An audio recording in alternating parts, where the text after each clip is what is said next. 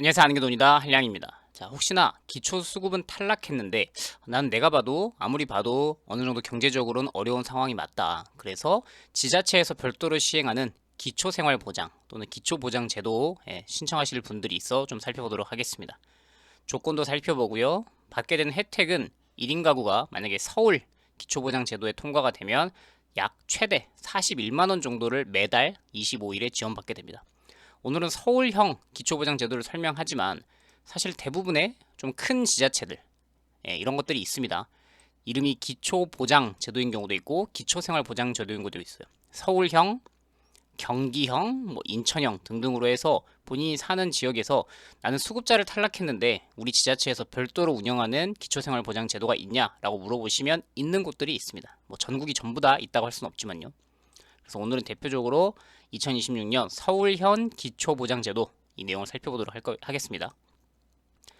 가장 큰 줄기라고 하면 일단 전국에서 시행하고 있는 보건복지부에서 하는 국민기초생활보장, 이게 맞춤형 기초수급 제도인데 이것과 서울형, 경기형, 인천형 지자체에서 별도로 하고 있는 이 사업은 동시에 신청 가능합니다.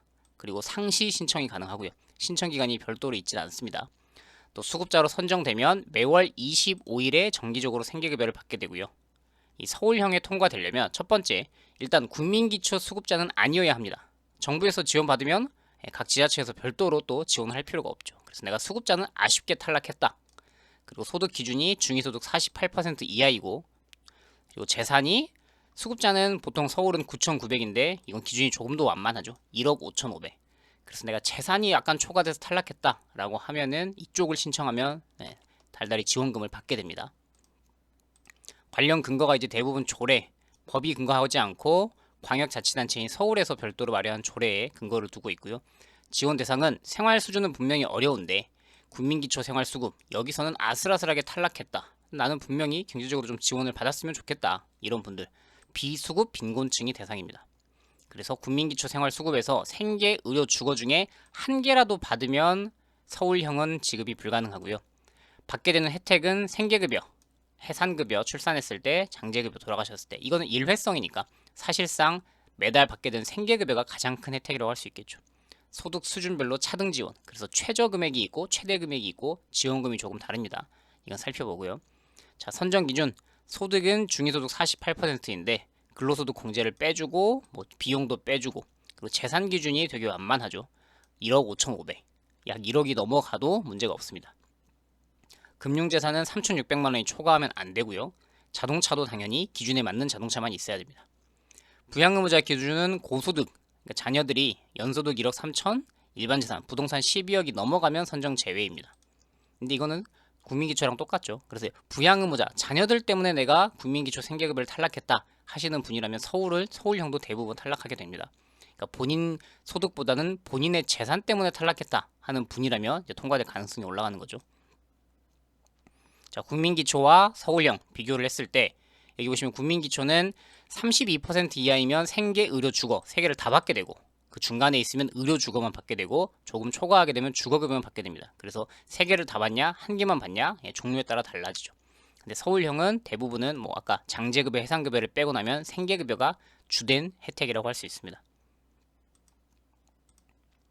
근로소득, 사업소득 공제도 역시나 마찬가지로 있어요. 근데 이거는 국민기초랑 동일합니다. 여기 청년의 경우 34세 이하까지로 연령이 늘어났고 60만 원은 그냥 한번 뺀 다음에 나머지 금액에 대해서 40%를 공제하니까 청년의 경우에 조금 더 공제율이 높다고 하겠죠. 여기는 원래는 국민기초는 30% 공제인데.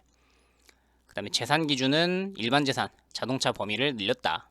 이거 마찬가지로 2026년에는 다자녀를 2명, 원래는 3명이었는데 자녀를 2명 이하로 낮췄고 그 다음에 승합차도 1000cc였는데 여기는 소형 승합차 이것도 마찬가지로 국민기초와 차량 기준도 유사합니다.